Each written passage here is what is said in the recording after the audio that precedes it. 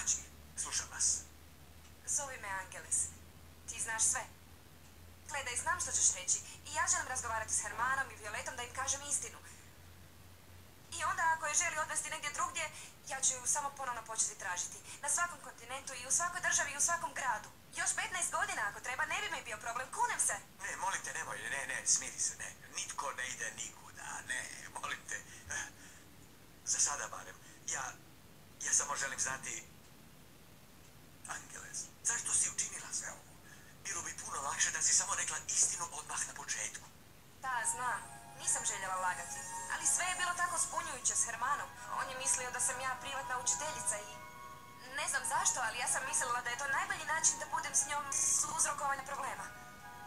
Nakon tolikog traženja, toliko vremena i tolike želje da budem s njom, preplavili su me osjećaj i mislila sam da je najbolje da šutim. Ali bila sam u krivu. To nije bio način, to nije dobra odluka. Ne znam, nisam je željela opet izgubiti, bojala sam se.